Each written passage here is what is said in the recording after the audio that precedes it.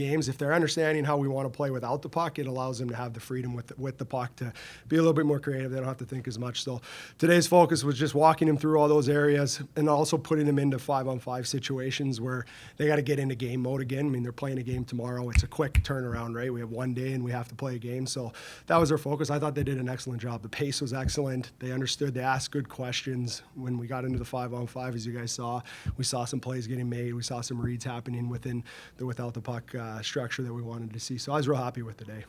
Regarding the pace, last year, Oliver Bonk is obviously a guy that the organization is high on. John Tortorella's criticism of him in the main camp last year was he just didn't play with enough pace yet.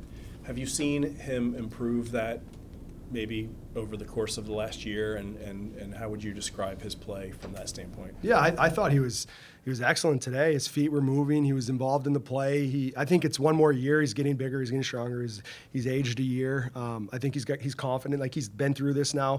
He understands what to expect when we get on the ice. So I was happy with everybody. I don't think there was anybody where their pace looked slow or anything like that. I thought from top to bottom, every single guy was really good today. In a camp like this, you have guys that have different aims. There's some guys that are closer to the NHL that are trying to put their best foot forward for main camp. Then you got other guys that know on some level they're probably going back to juniors real quick after this is done.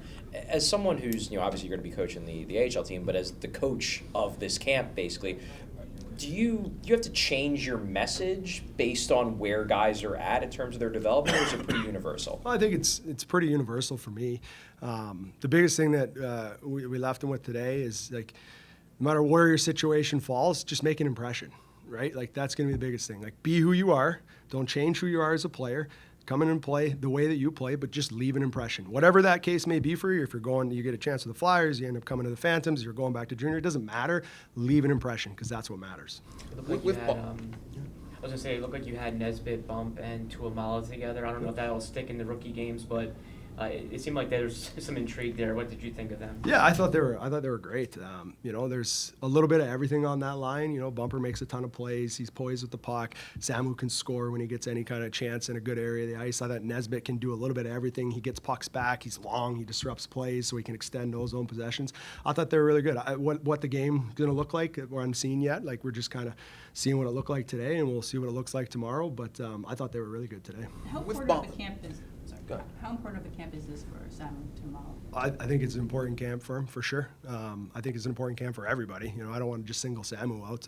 Obviously, last year, he didn't get to play towards the end of the season, so I think this is a real big opportunity for him to make a step forward and to really sink his teeth into, I don't want to be in the American League every day. I got to make a mark to get to the NHL. And I think he understands that, and I think that's a position where he needs to find himself in. And when he steps into these rookie games, that's his first step to make sure that, everybody in the organization knows that he wants to be an NHL player, and his process is going to get him there. So it's a big year for him, but as it is for everybody.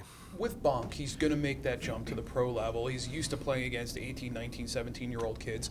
The strength factor is going to be as big and much as the pace of play we talked about. Does he seem stronger than maybe if you watched him on tape from Memorial Cup to where he is now? I know he didn't skate in development camp, but does he appear stronger? Does he look stronger? Battle drills, stuff like that? Yeah, I think so. I mean, he put in a lot of work in the offseason.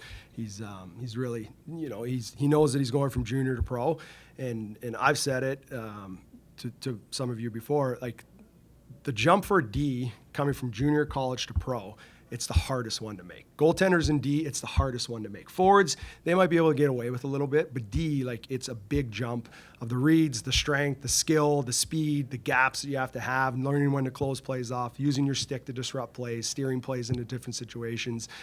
So with his gains that he's made in the offseason, which he knows that he has to do, and every single player knows that they have to do that, I think he's putting himself in a really good spot. Like, I like where he's at. I like his mindset. I like where his body's at right now. I think he's put himself in a really good spot to have a good camp. What are his strengths and weaknesses, maybe? Because a lot of the chatter about him from the outside is that he's very good at everything, although maybe there's not any part of his game that necessarily stands out. How do you view him as just one of those all-around guys that could, as long as he develops, he can potentially eat up a lot of minutes, and maybe nothing flashy, but he's a solid guy you can trust? Yeah, I think he fills that void. I do think I wouldn't be quick to judge of like what type of a player he's going to end up being, but like to your point of like he's good at everything. That's a good thing, right? Like we can build out the rest of his game when it comes to the offensive side of it or being a little bit more physical. But if you have a foundation of being a smart player that understands the game, that makes good reads, that is really good at distributing the puck and getting in the forward's hands to transition the game quickly, he does all that very well. Now our job is to make him, to improve all those situations. And as he starts to develop and as he starts to age into the leagues and starts to climb up through every level, and hopefully in the near future he makes himself an everyday NHL player, his game he'll end up defining what his game is like. And I think he's at the raw stage that we can kind of keep molding the all-around player that he is. And then once we start getting deeper into his pro career, we're gonna find out what he is, and he's gonna find out what he is. But I think if you have a foundation of being a jack of all trades and being able to do everything, that's a pretty good thing, right? Like so, I'm excited about him, and we all should be excited about him because we have someone that looks like he can kind of fill every void that you want. He can kill penalties. You can get him on the power play if you need to. You can play him in the last minute if you're defending. You can play him in the last minute if you're looking for offense. That's a pretty good, valuable thing to have. One or two more? With Bonk, I talked to Brent Flair a few weeks ago, and he said that one of the reasons why he thinks that the pace maybe was an issue last year is that you just had to play a lot in London. He was playing so many minutes, you have to pace yourself if you're playing that much. But as someone who I don't, he might make the team, but there's a good chance he's going to be playing under you this season. How do you as a coach, work to kind of break that, where it's like, okay, well now you're only getting 18, 19, so you got to go faster, and you can because you have the energy to do that rather than playing 26, 27. I think that's the message right there. Is just that, every player that we get at the pro level, the NHL or the American League, like every player is the best players on their team. Like we're not getting the bottom of the barrel. Like in order to get to the American League or the NHL, you have to be one of the top players on your junior or college team. So he's been that, and of course he's going to play a lot. And we see it all the time when we get these players that come from junior to pro. Is they're used to playing 25 minutes a night. Well, now you have to learn how to play with maybe 15. And what does that 15 look like? You don't have to save it now. You can empty the tank every shift. You're going to be able to recover, and then you're going to have better shifts as you get. And as he grows, he's going to get more ice time. That's just the way it's going to work. And maybe he earns it early in his career, right?